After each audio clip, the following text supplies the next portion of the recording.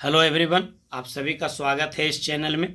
आज के इस वीडियो लेक्चर में आप देखेंगे बीपीएससी टीआरई 3.0 पीजीटी मैथ्स के लिए कुछ इम्पॉर्टेंट प्रॉब्लम्स प्रैक्टिस के रूप में। क्वेश्चन नंबर 1 देखिए, ये क्वेश्चन है एप्लीकेशन ऑफ डिटर्मिनेंट से।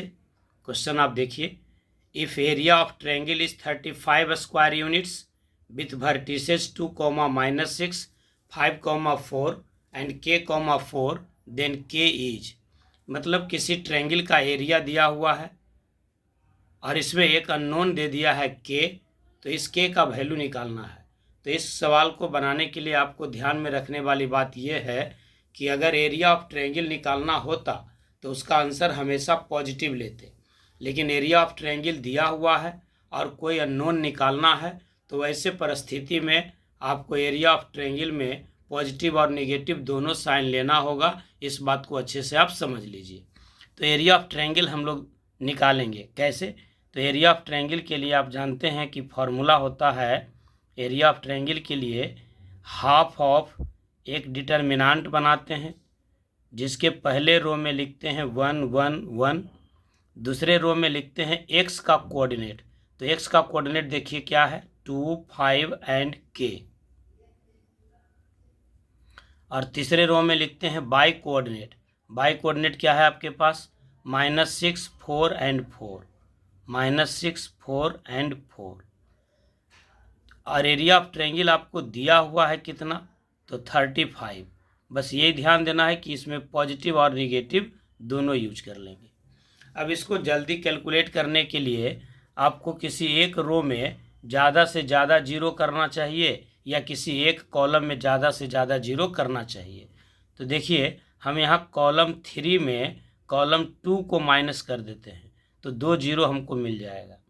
कॉलम 3 में हम ऑपरेशन करते हैं कॉलम 3 माइनस कॉलम 2, तो आपको क्या मिल जाएगा, देखिए ये 1/2, 2 को हटा दीजिए तो इधर हो जाएगा आपको +-70, 35 2 जा 70, और ये डिटर्मिनेंट आपका क्या हो जाएगा 1, 1।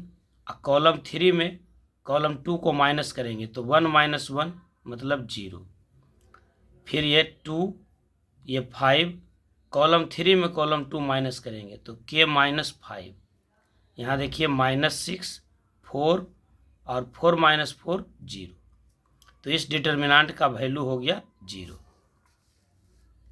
अब हम इसको फर्दर एक्सपेंड कर लेते हैं, कहाँ से, इस k -5 से। तो k -5 का साइन क्या होगा, निगेटिव। प्रिंसिपल डायगोनल का जो एलिमेंट है उसका साइन होता है पॉजिटिव और बाकी का साइन होता है निगेटिव, तो k -5 का साइन हो जाएगा निगेटिव।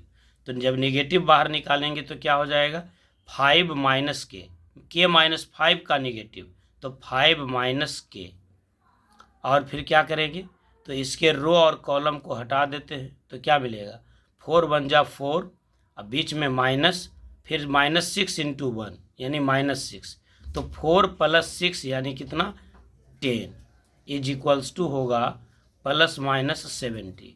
इस 10 से 70 को, 0 को ख़त्म कर दीजिए तो मिल जाएगा आपको 5 - k इज इक्वल्स टू +-7। अब अगर हम पॉजिटिव साइन लेते हैं तो क्या मिल जाएगा, मिल जाएगा 5 - k इज इक्वल्स टू 7, यानी 7 इधर ले आइए और k उधर लेके चले जाइए तो k इज इक्वल्स टू होगा -2, यानी एक वैल्यू मिला -2। और अगर हम निगेटिव साइन लेते हैं तो निगेटिव साइन लेंगे तो क्या मिलेगा, निगेटिव साइन लेंगे तो मिलेगा 5 - k इज इक्वल्स टू -7, तो इधर ले आइए, 5 + 7 12 इज इक्वल्स टू k, यानी k इज इक्वल्स टू 12। तो आपको k का 2 वैल्यू मिल गया, एक हो गया -2 और एक हो गया आपका 12। तो आप देख लीजिए कि आपका ऑप्शन क्या क्या है, 12 और -2 कहाँ है, तो 12 और -2 ऑप्शन है आपका डी। तो ये क्वेश्चन नंबर 1 का आंसर हो गया डी। ये काफ़ी अच्छा सवाल है, संभावित सवाल की श्रेणी में है, कैलकुलेशन भी है, कंसेप्ट भी है, और कहीं पर गलती हो जाने की संभावना भी इसमें बनती है। इसलिए इस सवाल को आप एक बार ज़रूर अपने रूप से प्रैक्टिस कीजिएगा 10-12 दिन के बाद दोबारा, तो ये एकदम मन में बैठ जाएगा। चलिए अगले सवाल की ओर चलते हैं। नेक्स्ट क्वेश्चन है आपका कॉस इनवर्स कॉस 7π/6। ये है आपका कॉस इनवर्स कॉस 7π/6। जनरली यहाँ पर विद्यार्थी गलत ये करने का प्रयास करते हैं कि cos inverse cos theta is equals to theta, और ये सही है, लेकिन इसमें चूक जाते हैं। इसके रेंज को ध्यान में रखना कि cos inverse cos theta is equals to theta होता है, लेकिन तब जब थीटा का मान 0 से पाई के बीच में हो। जब थीटा का मान 0 से पाई के बीच में होगा तब वैसे स्थिति में cos inverse cos theta is equals to होता है थीटा। आप यहाँ पर देख रहे हैं कि थीटा का वैल्यू 7π/6 है, जो पाई से ज़्यादा है, यानी 7π/6 does not belongs to 0 to pi. इसका मतलब आप यहाँ cos inverse cos theta is equals to theta नहीं लगा सकते हैं, क्योंकि इसके रेंज में नहीं है। तो आप 7π/6 को पहले तोड़ दीजिए, तो ये आपको मिल जाएगा कॉस इनवर्स कॉस 7π/6 को अलजेब्राइक तरीके से तोड़िएगा तो मिल जाएगा पाई प्लस पाई/6। देखिए 6π प्लस पाई ये हो जाएगा 7π/6। अब आप इसको और तोड़िए ट्रिग्नोमेट्री के क्वाड्रेंट के हिसाब से, तो ये मिलेगा कॉस पाई प्लस थीटा। तो पाई प्लस थीटा आपका कहाँ मिलता है? थर्ड क्वाड्रेंट में। थर्ड क्वाड्रेंट में कॉस क्या होता है? नेगेटिव, और पाई मतलब हो गया 180। 180 में ट्रिग्नोमेट्रिक फंक्शन का कन्वर्जन नहीं होता है, यानी कॉस कॉस में ही रहेगा, यानी कॉस पाई/6। अब यहाँ पर एक फार्मूला और लगाइए कि cos inverse minus theta is equals to होता है pi minus cos inverse theta. जिसका भी रेंज 0 से पाई होता है उसमें पाई ऐड हो जाता है। यही रहता साइन इनवर्स माइनस थीटा, तो आंसर हो जाता सिर्फ माइनस साइन इनवर्स थीटा। लेकिन कॉस इनवर्स माइनस थीटा है तो इसका वैल्यू होगा pi minus cos inverse theta, यानी आंसर होगा pi minus cos inverse cos पाई/6। अब देखिए ये पाई/6 उसके रेंज में आ गया, यानी 0 से पाई के बीच में आ गया। अब यहाँ पर आप फॉर्मूला लगा सकते हैं कि cos inverse cos theta is equals to होगा थीटा, यानी ये हो जाएगा आपका pi minus cos inverse cos theta is equals to theta. तो पाई माइनस पाई/6 इज इक्वल्स टू होगा 5π/6। और आप देख लीजिए 5π/6 आपका कहाँ पर आंसर है? कहीं नहीं है। देख लीजिए, एक बार चेक कर लेते हैं सवाल को।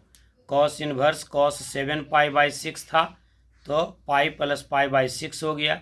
अब ये हो गया कॉस पाई प्लस थीटा, जो है आपका थर्ड क्वाड्रेंट में, जहाँ पर कॉस होगा नेगेटिव, पाई में कन्वर्जन नहीं होगा तो कॉस में ही रहेगा।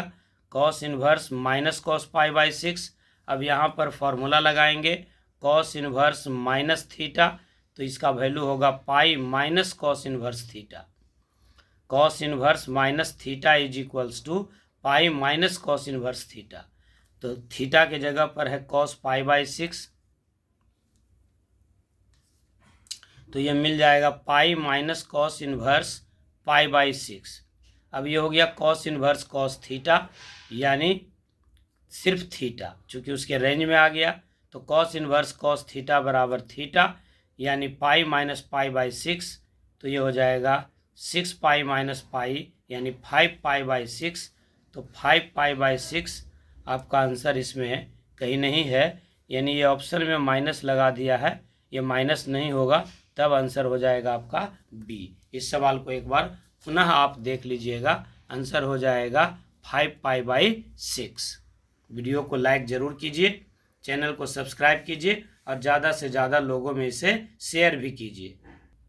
इस सवाल को आप वेरीफाई एक बार कर लीजिए। हम आपकी संतुष्टि के लिए हम उस किताब को रख रहे हैं जहां इसका बेहतरीन सॉल्यूशन दिया हुआ है। Cos inverse cos 7π/6। आप चाहें तो इसका स्क्रीनशॉट ले लीजिए और इस सब सवाल को भी बना दे जाइए। देखिए इसका आंसर क्या है, कॉस इनवर्स कॉस 7π/6। ये दूसरे तरीके से बनाया है, लेकिन इसका आंसर वही है 5π/6। तो इसका आंसर वही होगा 5π/6। कभी कभी ऑब्जेक्टिव प्रॉब्लम में कुछ पॉजिटिव निगेटिव का साइन गलत कर देता है, इस वजह से परेशानी हो जाती है। तो इसका आंसर होगा आपका 5π/6। अब आप देखिए आपके सामने है, ये एक बुक का कवर है। इस बुक को मैं बहुत ज़्यादा फॉलो करता हूँ। ये पियर्सन की एक बुक है, ये आप लोगों के पास होनी चाहिए। थॉमस की कैलकुलस, काफ़ी अच्छी किताब है, ये बड़ी मोटी किताब है, आप देख सकते हैं इसको।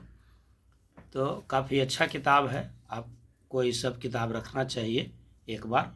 पीजीटी मैथ्स के अगर टीचर बनना चाहते हैं और एडवांस नॉलेज रखना चाहते हैं तो इस टाइप का बुक आपके पास होना चाहिए। चलिए अगले प्रॉब्लम की ओर चलते हैं। अगले सवाल के रूप में आप देखिए, ये जीपी का एक क्वेश्चन है। The 10th term of GP 12 4 -4/3 -4/9 and dot dot dot, इसका 10वां पद क्या होगा। तो आप जानते हैं कि किसी जीपी का nवां टर्म निकालने के लिए फॉर्मूला होता है Tn = a/r⁻n-1। आप देख रहे हैं कि इस जीपी में फर्स्ट टर्म है आपको 12 और कॉमन रेशियो निकालने के लिए आप क्या करेंगे, सेकेंड टर्म में से फर्स्ट टर्म को डिवाइड करेंगे। सेकेंड टर्म में से फर्स्ट टर्म को डिवाइड करेंगे तो 4 / 12 यानी 1/3। ये ध्यान दीजिएगा, आपको लग रहा होगा कि कहीं माइनस लिखा हुआ है, नहीं, ये क्वेश्चन है। यहाँ नीचे वाला देखिएगा बढ़िया से, 12 4 4/3 4/9 डॉट डॉट डॉट, यानी इसका कॉमन रेशियो 1/3 है। देखिए सब में 3 से डिवाइड करते चला जाएगा। तो 10वां टर्म आपका क्या हो जाएगा, 10वां टर्म हो जाएगा T10 = a/r⁻10-1 यानी 9। ए है आपके पास कितना 12 और r कितना है तो 1/3⁹9। अब आप इसको क्या कर दीजिए, एक 3 से इसको कैंसिल कर दीजिए तो ऊपर हो जाएगा 4 और नीचे कितना बच जाएगा 3⁸ 4/3⁸।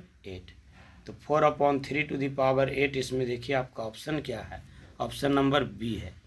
बी में है आपका 4 / 3⁸। देख लीजिए, अच्छा से प्रिंट नहीं आया है, थोड़ा सा असुविधा होती है वीडियो बनाने में, इसलिए लेट हो जाता है।